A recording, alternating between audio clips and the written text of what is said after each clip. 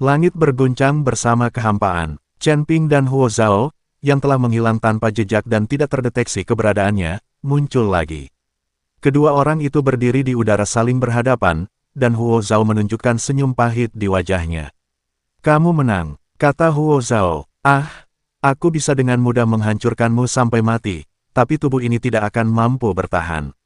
Chen Ping menyeringai. Huo Zhao juga tersenyum. Dia sudah tahu saat ini bahwa Chen Ping di depannya bukan lagi dirinya sendiri, tetapi telah dirasuki oleh makhluk yang kuat. Dan dia juga seorang guru yang menakjubkan di alam surgawi. Di hadapan orang lain, aku yang sedikit abadi, tidak ada bedanya dengan seekor semut. "Penatua Huo, apakah kamu belum membunuh Chen Ping?" Huo Zhenfeng melihat bahwa Chen Ping masih hidup, jadi dia bertanya dengan keras. Huo Zhao melirik Huo Zhenfeng, menggelengkan kepalanya sedikit dan berkata, "Kamu bisa menjaga dirimu sendiri." Begitu dia selesai berbicara, tubuh Huo Zhao tiba-tiba menghilang dengan sangat cepat dan akhirnya menghilang. Melihat pemandangan ini, Huo Zhenfeng tercengang. Tuan Muda Ming juga sedikit mengernyit, dan ekspresinya menjadi semakin aneh. "Tuan penjaga, ini anakmu, bunuh dia." Gan Xiaohan menunjuk Chen Ping dan berkata, "Bagaimana mungkin seorang guru Mahayana biasa membuat begitu banyak dari kalian takut padanya? Lihat, aku akan membunuhnya dengan satu pukulan." Penjaga itu menatap Chen Ping dengan tatapan penuh penghinaan. "Wah, apa kau masih membutuhkanku? Kalau aku melakukan apa-apa, tubuhmu akan hancur," kata Raja Iblis Ciyun pada Chen Ping. "Senior, saya akan melakukannya sendiri." Chen Ping tahu bahwa jika dia membiarkan Raja Iblis Ciyun melawannya lagi, tubuh fisiknya pasti akan hancur. Meskipun dia bisa membangun kembali tubuhnya, itu akan memakan waktu lama, dan Chen Ping tidak mau menunggu. "Baiklah, bermainlah sebentar." Raja Iblis Ciyun mengembalikan kendali tubuhnya kepada Chen Ping. Chen Ping terdiam beberapa saat. Raja Iblis Ciyun ini baru saja menyebut pertarungan dengan makhluk abadi sebagai permainan. "Saya hanya seorang kultivator Mahayana. Siapakah yang akan percaya kalau aku menceritakan hal ini kepada orang lain? Siapapun yang dikelilingi oleh roh pendendam semacam ini, jiwanya akan terkikis dan akhirnya menjadi roh pendendam dalam Dead Soul Fist. Ada jutaan jiwa penuh dendam yang menjaga pukulan ini, yang menunjukkan berapa banyak orang yang telah dia bunuh dengan pukulan ini." Menghadapi pukulan penjaga itu, ekspresi Chen Ping menjadi serius dan wajahnya terlihat sangat jelek.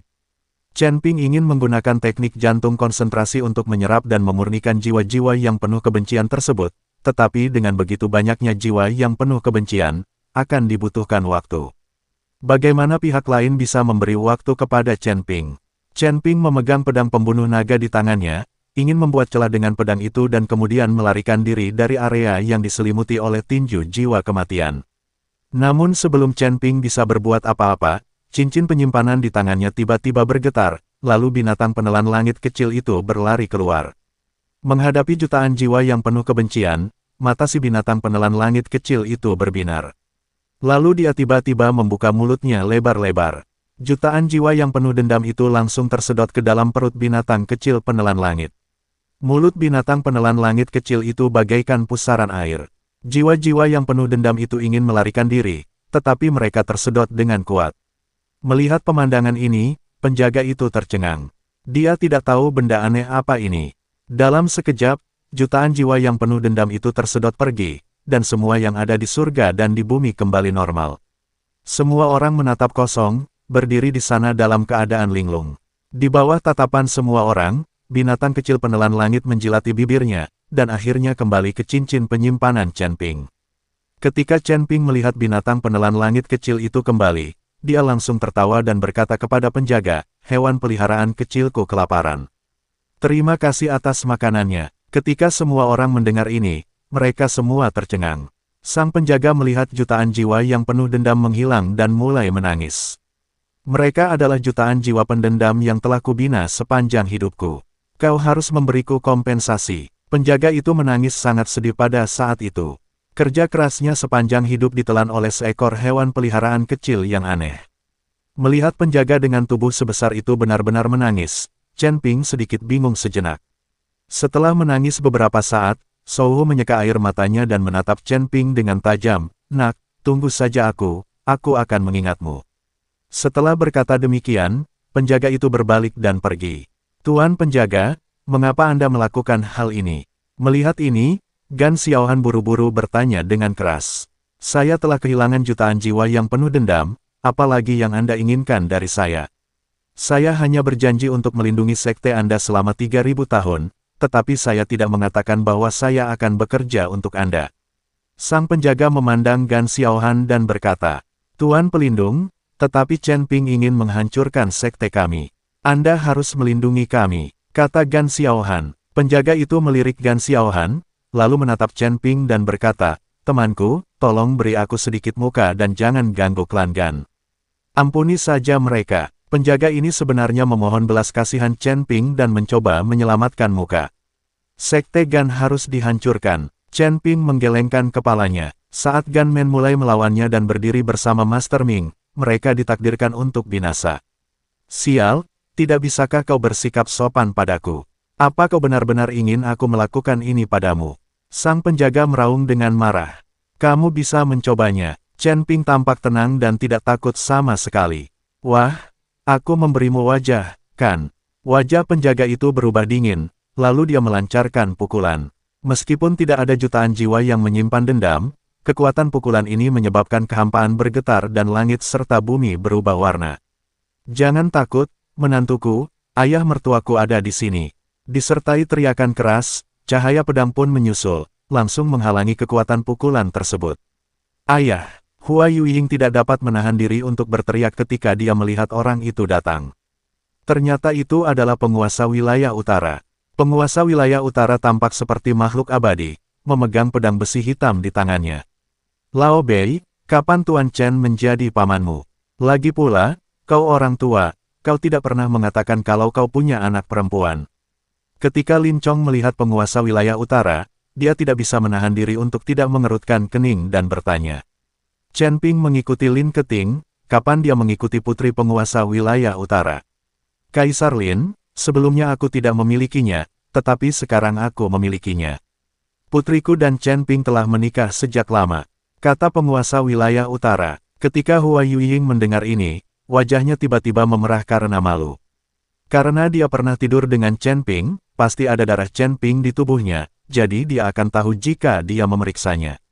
Orang tua, kamu hanya berada di tingkat ketujuh alam abadi, dan kamu berani menghentikanku. Sang penjaga memandang penguasa wilayah utara yang muncul dan berteriak dengan marah. Aku tidak bisa menghentikanmu sendirian, tapi bagaimana jika kami berlima? Setelah mengatakan itu, 4 aura mengerikan lainnya muncul dari langit. 5 penguasa wilayah dari timur, selatan, barat, utara dan tengah semuanya ada di sini. Chen Ping mengenal penguasa wilayah selatan, penguasa wilayah barat, dan penguasa wilayah utara. Lagi pula, dia pernah bertemu mereka sebelumnya. 2 tuan lainnya agak asing baginya, terutama penguasa wilayah barat, yang ditakuti oleh Tuan Si begitu dia muncul. Sayang, apa kabar? Kami berlima orang tua di sini untuk membantumu. Jangan takut. Penguasa wilayah barat mendatangi Chen Ping dan berkata dengan wajah menyanjung. Melihat penguasa wilayah barat begitu menyanjung Chen Ping, semua orang tercengang. Terutama Lin Chong. Dia tidak mengerti apa yang salah dengan penguasa wilayah barat yang begitu menyanjung Chen Ping. Penguasa wilayah utara menatap penguasa wilayah barat dan tak dapat menahan senyum. Hanya dia yang tahu bahwa penguasa wilayah barat begitu ketakutan hingga dia mengompol sepanjang jalan. Senior, terima kasih atas bantuanmu. Chen Ping tersenyum sedikit dan berkata, sama-sama, sama-sama. Karena kamu menantu penguasa wilayah utara, kita adalah keluarga. Jangan khawatir. Setelah penguasa wilayah barat selesai berbicara, dia menatap penjaga itu dan berkata, dasar orang besar bodoh, kami berlima akan datang dan melawanmu dan melihat apakah kami bisa membunuhmu. Setelah mengatakan itu, penguasa wilayah barat mengambil langkah pertama. Dia harus tampil baik di depan Chen Ping. 4 penguasa domain lainnya juga menyerang bersama dan menyerang penjaga. Melihat ini, sang penjaga mulai bertarung dengan 5 penguasa domain. Tuan Muda Ming sedikit mengernyit saat melihat kelima penguasa domain yang muncul, dengan ekspresi tidak percaya di wajahnya. Dia tidak mengerti mengapa kelima orang tua ini, yang selama bertahun-tahun tidak peduli dengan urusan duniawi, tiba-tiba mulai membantu Chen Ping. Mungkinkah ada orang kuat tertentu di balik Chen Ping yang ingin didekati oleh kelima orang tua ini? Apakah kamu punya orang lain? Aku bisa menunggumu menelepon seseorang. Chen Ping menatap Tuan Muda Ming dan bertanya dengan shock. Wajah Guru Ming tampak sangat jelek. Dia tidak pernah membiarkan orang lain lebih sombong daripada dirinya, tetapi sekarang Chen Ping benar-benar pamer di depannya. Tubuh Tuan Muda Ming gemetar dan wajahnya merah karena marah, tetapi sungguh tidak ada seorang pun yang dapat mengirimnya saat ini. Sekarang dia hanya berharap agar penjaga gunmen dapat mengalahkan kelima penguasa domain, maka keseimbangan akan berpihak padanya. Bersamaan dengan gemuruh yang datang dari langit, sinar cahaya terus memancar keluar. Hanya dalam sekejap, beberapa sosok perlahan muncul. Penjaga itu memasang ekspresi jelek di wajahnya, tetapi kelima penguasa domain juga tidak tampak santai. Lupakan saja, ini hanya janji. Tidak perlu mempertaruhkan nyawamu. Aku pergi sekarang. Setelah penjaga itu selesai berbicara, dia berbalik dan pergi. Tak lama kemudian, sosok itu menghilang di langit, dan Gan Xiaohan memandangnya dengan bingung. Perlindungan macam apa ini? Jika ada bahaya, lari saja. Apa gunanya melindungi? Ming Shao berdiri di atas kapal tulang dan menatap dingin ke arah Gan Xiaohan dan Huo Zhenfeng, sampah. Tak seorang pun dari mereka berani berbicara. Bagaimanapun, hidup dan mati mereka bergantung pada kata-kata Guru Ming. Jika mereka tidak memiliki perlindungan dari 4 istana dunia bawah, mereka pasti sudah dihancurkan oleh Chen Ping sejak lama. Untung saja kita memiliki penangkal formasi langit dan bumi. Kalau tidak, kita berlima tidak akan mampu menandingi lelaki besar bodoh itu. Penguasa wilayah utara menarik napas dalam-dalam dan berkata dengan sedikit terkejut. Ketika Chen Ping melihat bahwa kelima penguasa domain telah menang, ekspresi di wajahnya langsung berubah menjadi sarkastis. Kalian semua idiot, mengikuti Tuan Ming untuk mengincarku. Tidakkah kalian menyangka bahwa ada seseorang di belakangku? Karena kamu telah memilih berpihak pada Tuan Ming, jangan salahkan aku karena bersikap kasar. Setelah Chen Ping selesai berbicara, dia melihat kelima penguasa domain dan berkata, 5 senior, saya harap kalian dapat membantu saya menghancurkan Lian Sanmen dan keluarga Huo. Paman, tidak masalah. Penguasa wilayah utara mengangguk, lalu berkata kepada penguasa wilayah lainnya, saudara-saudara, saatnya bagi kita untuk bertindak. 5 penguasa domain bergegas menuju Gan Xiaohan, Huo Zhenfeng dan yang lainnya. Selamat Hari Raya Idul Fitri buat yang merayakan, dan terima kasih sudah stay dengan channel kami, RSN Official. Selamat berlibur kakak-kakak.